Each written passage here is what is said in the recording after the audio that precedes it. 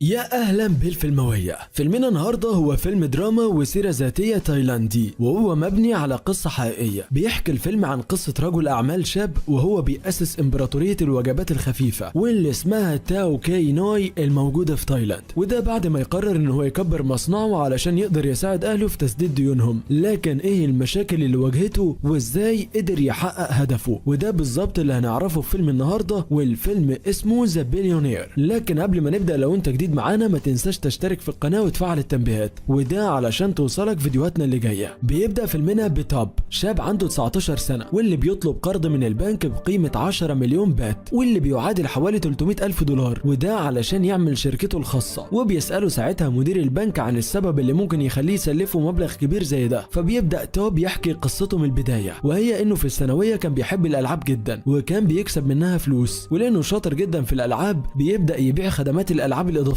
وهي النقاط او المميزات اللي بنشتريها بفلوس حقيقيه، وده مقابل 12000 بات. بعد كده من المكسب ده بيقدر يشتري عربيه. طبعا والده ووالدته ما بيرضوش عن تصرفاته، وساعتها بيطلبوا منه ان هو يركز في مذاكرته اكتر. وبتخلص الثانويه لكنه بيفشل في دخول جامعه حكوميه، وما بيفرقش معاه الموضوع ده كتير، وبيكمل في الالعاب اللي بيلعبها عادي. وعلشان طبعا اللي بيجي بسهوله بيروح بسهوله زي ما احنا عارفين، بيصرف توب فلوسه كلها على الاجهزه الالكترونيه ومشغلات الفيديو. وفي يوم بيطلب منه والده يدخل جامعه خاصه، لكنها ساعتها بتكون بفلوس كتير. وكمان بيسمع والده ووالدته بيتخانقوا ويشتكوا من قله الفلوس، وبيكون عايز يساعدهم لكنه ما بيقدرش، وده بعد ما بتتقفل كل حساباته على الالعاب، وده علشان يستخدم حسابه في نشاط تجاري. كمان بيكون معاه مبلغ قليل، فبيقرر يشتري مشغلات فيديو بالجمله وبدا يبيعها علشان يكسب منها. لكن للاسف البايع بيضحك عليه ويبيع له اجهزه مكسوره، وبسبب فشله في مشروعه بيطلب منه والده يدخل الكليه ويكمل دراسته ويتخلى عن اللي بيعمله ده تماما، وساعتها بيديله مصاريف الجامعه الخاصه. لكن توب ساعتها رفض ان هو يعتمد على اهله، وده بسبب حالتهم الماديه اللي مش ولا بد. بعد كده بيسرق توب سلسله ذهب من والده وبيرهنها عند جوهرجي على امل انه يرجعها مره تانية، وبيدخل بفلوسها الجامعه الخاصه. ولكنه برضه ما بيهتمش بدراسته ولا محاضراته، وبيكون كل تفكيره ساعتها ازاي يرجع السلسله دي لوالده مره تانية. وبيروح لمعرض اجهزه مطبخ وبيفكر يعمل مشروع جديد، فبيأجر من هناك آلة بتصنع مكسرات، وبيتعلم طريقه تحضيرها من البياعين وبيجربها بنفسه، وبيكون طعمها حلو جدا. وبيأجر هو وعمه مكان في المول بيبيعوا فيه المكسرات دي، لكن محدش بيجي يشتري منهم وبيفشلوا برضه. وبعد ما بيجربوا اكتر من مكان الزباين بتكتر لدرجه ان تاو بيعين ناس تشتغل معاه، وبتروح له حبيبته وتطلب منه يركز في مذاكرته، لكنه ساعتها بيصمم يكمل في مشروعه. لكن بيواجه توب مشكله بسبب غيابه الكتير وبيطرد من الجامعه، وكمان بيمشوه من المول بسبب الدخان اللي بيطلع من المكسرات دي واللي بينتشر في المكان كله. ساعتها بتطلب والدته منه يروح معاهم للصين علشان يبداوا حياه جديده هناك، لكن بيكون لسه مصمم يبقى رجل اعمال ويقدر يدفع ديون اهله كلها ويكملوا حياتهم في تايلاند. ولبعض الاسباب بيسافر والده ووالدته للصين وبيفضل توب في تايلاند. وبعد فتره بيجي اختار على بيت توب ان والده واخد قرض بضمان البيت وان البنك هيستولي عليه قريب. بيكتئب ساعتها توب جدا، لكن في نفس الوقت بيقابل حبيبته وبتكون غضبانه منه، وده لانه ما بيردش على رسايلها، فعلى طول بيوصلها للبيت. وفي الطريق بتطلع اعشاب بحريه كده مقليه وبياكل منها وبيلاقي طعمها حلو جدا. ساعتها توب بيقرر ان هي دي تكون مشروع جديد، وبيستفسر على طريقه تعليب الاعشاب دي، وبتشرح له الاخصائيه الطريقه، وهي انه محتاج يستخدم جهاز شفط يشفط بيه الاكسجين من الاكياس ويقتل البكتيريا. على طول توب بيبيع جهاز تحضير المكسرات اللي كان شاريه قبل كده، وبيشتري اجهزه وادوات تانية تساعده في مشروعه الجديد. لكن لسوء الحظ بيفشل مره تانية، وبيكون طعم الاعشاب البحريه وحش جدا. على طول بيبيع الاجهزه اللي كان بيشتريها من مكسبه في الالعاب، وبيشتري اعشاب بحريه مره تانية. ورغم محاوله عمه المستمره في اقناعه للسفر لاهله في الصين، لكن توب حتى الان ما فقدش الامل ان يكون ليه شغله الخاص، وبيشتغل هو وعمه على تحضير وصفات حلوه للاعشاب البحريه دي. لكن عمه بيتعرض لحادث ويتحجز في المستشفى. بعدها بيقع كيس اعشاب بحريه على الارض وبينزل عليه مطر، وبيكمل توب شغل على مشروع لوحده ومن غير عمه. لكن علشان حظه السيء اللي دايما ملازمه، بعد ما بتخلص منه الكميه بيجرب يقلي كيس الاعشاب اللي الميه وقعت عليه، وبعد ما بيقليه بيشوف طعمه وبيكون طعمه حلو جدا، وده بسبب الميه اللي خلت الكيس رطب من جوه. وبيروح لعمه المستشفى ويدوقوا الاعشاب البحريه، بيعجبه طعمها جدا. وبعد عمه ما بيخف بيرجعوا لشغلهم مره تانية ويبداوا يبيعوا الاعشاب البحريه دي، لكن المره دي فعلا بداوا ينجحوا. ساعتها توب حط هدف واحد قدامه، وهو انه يحقق مكسب مليون بات في خلال سنه واحده. بعدها بيتصل بيه والده وبيعرف ان الديون اللي عليهم وصلت 40 مليون بات، يعني حوالي 1.2 مليون دولار. وهنا ساعتها ساعتها بيفقد الامل ان هو يسد ديون عيلته، وبيقرر ساعتها يسمع شويه تسجيلات تحفيزيه علشان يغير موده، لكن محتاج حجر المسجل. وساعتها بيروح ماركت 7-11 يشتري واحد، وهو خارج من الماركت بتجيله فكره ان هو يبيع الاعشاب البحريه دي فيه علشان يزود مبيعاته، لكن المديره ساعتها بترفض،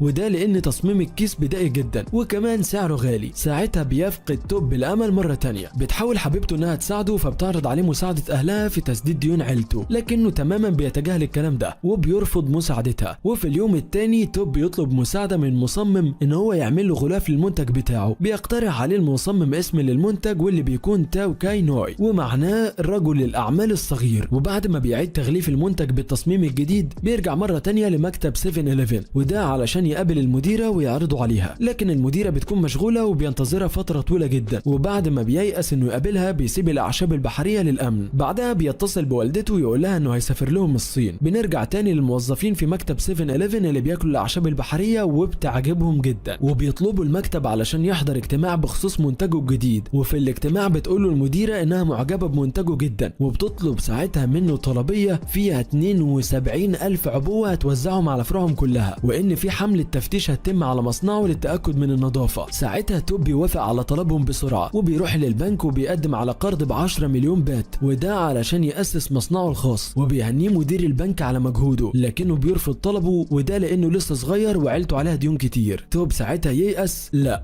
مره تانية بيحاول توب يوصل لحلمه، وبيستخدم محل ملك لوالده لسه البنك ما حجزش عليه، وبيبيع عربيته علشان يجهز المصنع ويعين موظفين. وفي الوقت اللي بيشتري فيه مستلزمات المصنع الجديد بيقابل حبيبته وبيعرف انها ارتبطت بحد تاني. وبيمر الوقت وبينتهي توب من تجهيز المصنع، وبتوصل المديره ومعاها المفتش اللي هيتاكد من نظافه المصنع. وبعد جولتهم في المصنع بتوضح له المديره ان مصنعه مش موافق للمعايير بسبب النظافه والاضاءه، وانهم هيتشاوروا الاول ويبلغوه بالقرار النهائي. بعد شويه تعديلات في المصنع بيقدر توب ياخد قرار بالموافقه، وبيكون ساعتها توب فرحان جدا. وقت ما كانت البضاعه بتتنقل علشان يوصلوا طلبيه، توب ساعتها بيحضن عمه وبيشكره على مساعدته، وبيقول انهم لو فشلوا مره تانية انا هسافر الصين لاهلي خلاص واكمل دراستي، وده لانه ضحى بكل حاجه معاه. وبتوصل الطلبيه المخزن، لكن مدير المخزن بيبلغوا ان في تاخير ساعه وانهم مش هيقبلوا الطلبيه دي. ساعتها توب بيترجى انه ضحى كتير قوي علشان يوصل لده. المدير ساعتها بيقبل الطلبيه، وهنا بيتصل بعيلته ويقول لهم ان هم يقدروا يرجعوا بلدهم مره تانية. وفي نهايه الفيلم بيبان ان عدى سنتين على تعاون توب مع 7-11، وبيكون توب ساعتها دفع كل الديون اللي على عيلته ورجعوا بيتهم مره تانية. توب ساعتها بيقدم على قرض ب 400 مليون بات علشان يوسع مصنعه. في سنه 2010 بيكون في 2500 موظف شغالين معاه، وبيكون بيتعامل لسه مع كل فروع 7-11. كمان بيصدر منتجاته ل 27 دوله. كمان بيكون عنده مزرعه اعشاب بحريه في كوريا الجنوبيه، وبتكون ثروه توب ساعتها وصلت ل1.5 بليون بات، وما يعادل 45 مليون دولار، وده في سن 26 سنه بس. لكن قبل ما نختم فيلمنا النهارده، قول لنا عندك كام سنه وايه طموحاتك اللي نفسك تحققها، وايه الحاجات اللي انت حققتها لحد النهارده. طبعا لو عجبك فيلم النهارده وعايزنا ننزل حاجات شبهه، ما تنساش تشترك في القناه وتفعل التنبيهات، وده علشان عندنا ملخصات